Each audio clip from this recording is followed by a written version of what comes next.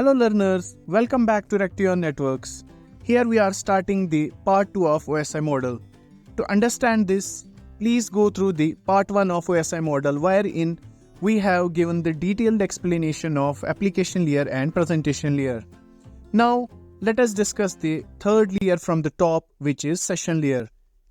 So before going into the session layer, let us see what a session is. A session is an instance or a time slot allocated to the systems for transmitting the data between them. During this session, two parties utilize the already created connection for data transmission. We know a system allocates the resources to create a session, to maintain the session, and then close the session once the transmission is done. All these mechanisms are handled by the session layer. So, a session layer is simply responsible for handling the interactions and the connections between the systems. We have four main functionalities of the session layer: session maintenance, dialog management, synchronization, authentication and authorization. Let us go deep into the functionalities of session layer one by one. So let us discuss about the first functionality, which is session maintenance.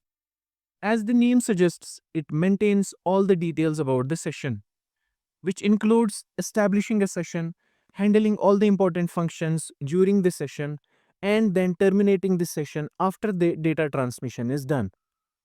After the session is created, a machine creates a session entry in the session table.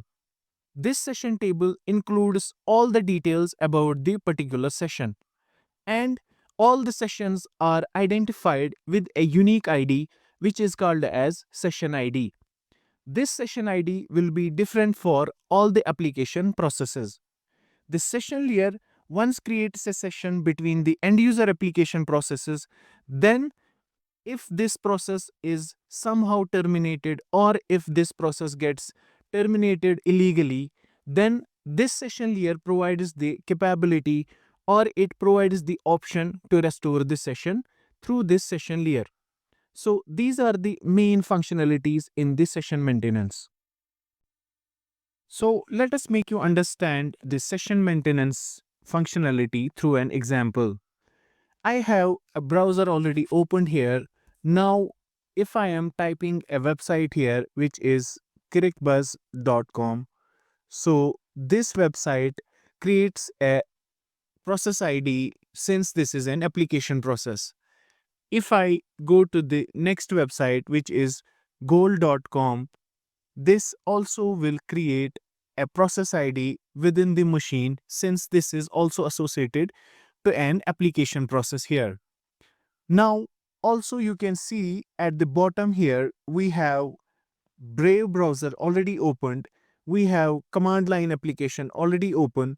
We have Zoom application already open. And if you have multiple applications already open in your machine, you can see all the applications will have their respective process IDs created in the command line, or we can say created on the machine.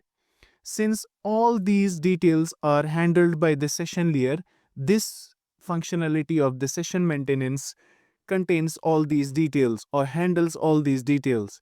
We can show you through the command line here if you want to see the process IDs for all the application processes which are running on this machine. We will run a command here, which is task list, and this will give us the output which will show you all the application processes with their respective process IDs, with their respective session count, and the memory they have been utilizing. Here you can see we have the application process with its name, with its process ID, with its session name, with its session count, and the memory used by this specific process. So all these details are associated to a process. So all this work related to the sessions, related to the connections, related to the application processes is handled by the session maintenance functionality on the session layer of the OSI model.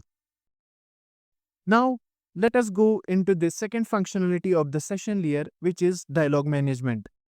In dialogue management, two parties enter into a dialogue to keep the track of whose turn it is to transmit the data. Or in simple terminology, we can say in dialogue management, two connecting systems enter into a negotiation mode to see who can transmit or receive data at what time. And this is mainly done with the help of tokenization, especially in half duplex and the simplex mode. We know session layer also comes up with the negotiation of dialog type. That means we can easily negotiate which type of mode we can use. There are three types of dialog modes the session layer comes up with. The first one is full duplex mode. In this mode of communication, the two sides can receive and transmit data at the same time. Its prime example is a phone call. We know over a phone call, a sender and a receiver can speak as well as receive the data at the same time. The second dialog mode is half duplex.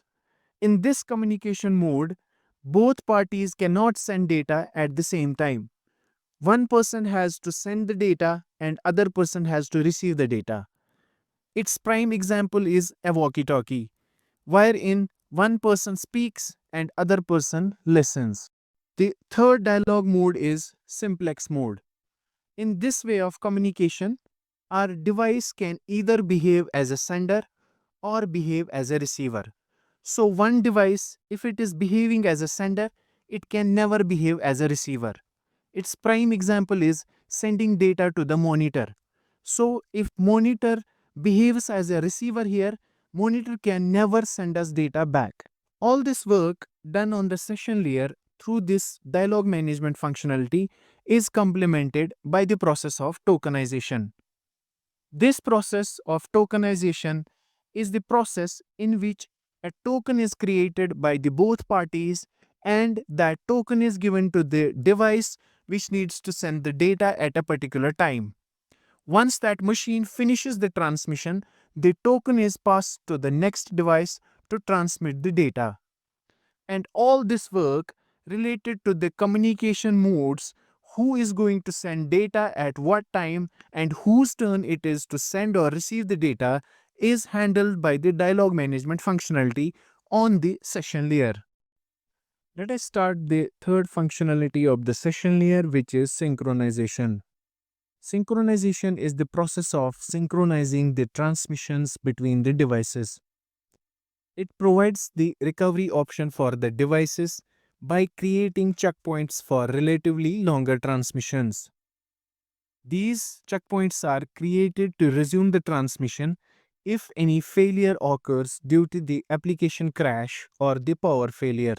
Now, let us understand the process of synchronization on session layer with an example. We have a sender here and a receiver. A sender wants to send 800 MBs of data to the receiver. Now, sender will create 200 MBs of data units to send to the receiver. So that means sender will send the 800 MBs of data in 4 goes. Now you can see here, once the 200 MB data unit is sent to the receiver and receiver receives the 200 unit data, the first checkpoint is created. Now, when the sender sends the second data unit of 200 MBs, the second checkpoint will be created once the receiver receives the second data unit. Similarly, if the third data unit is received, the third checkpoint will be created. But now comes the case of fault tolerance. Since we have created the checkpoints, now if this transmission medium goes down or the application gets crashed, the sender will not send the data from the beginning, rather it will resume the transmission from third checkpoint to complete the transmission. The process of checkpointing or creating the checkpoints happens in the legal case as well. We will make you understand with an example. We have a sender, we have a receiver, and we have two sessions running between them. Through session 1, we have to send 800 MBs of data. Through session 2, we are sending 600 pages. And in session 1, we'll be creating checkpoint after every 200 MBs. And in session 2, we will be creating checkpoints after every 200 pages. Now, let us suppose in session 1, we have sent 400 MBs of data and created 2 checkpoints for that session. And we want to switch to the second session. In second session, we have sent 200 pages and created the checkpoint for the same. Once we switch back to the session 1, we will be starting from the checkpoint second and send the remaining 400 MBs of data to complete the transmission.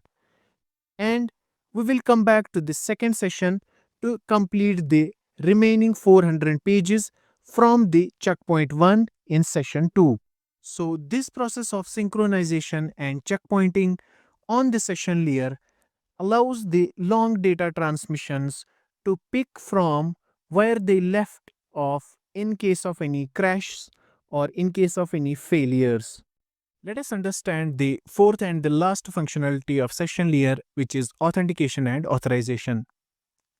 Authentication is the process of identifying or authenticating the users over the internet, while as authorization is the process by which we give the access control or the permission control to the users or the internet. Let us understand the authentication and authorization processes with real life examples. Let us take an example of a university. A university has a gate and university has different departments in it. If a person comes into the university through this gate, that means he got authenticated. The authentication process is done once the person enters the premises of the university. But after the person enters the university premises, there are different departments he can get access to. But let us suppose the person is given the access to the physics department or the computer science departments only. So that means we have restricted the person to access the other departments. This is called authorization, to restrict a person to perform certain functions within a university. Let us understand the authentication and authorization processes through a technical example.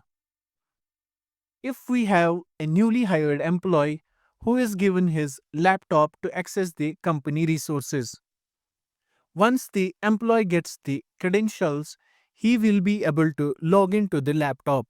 That's what we call the authentication process. This authentication process will be done from the authentication server. Authorization is the process of creating the access control policies or the restriction policies for the users within the organization. Suppose we have a user who is given access to firewall but not to the router. So this is all about the session layer, and we will be covering the next layers in the upcoming videos.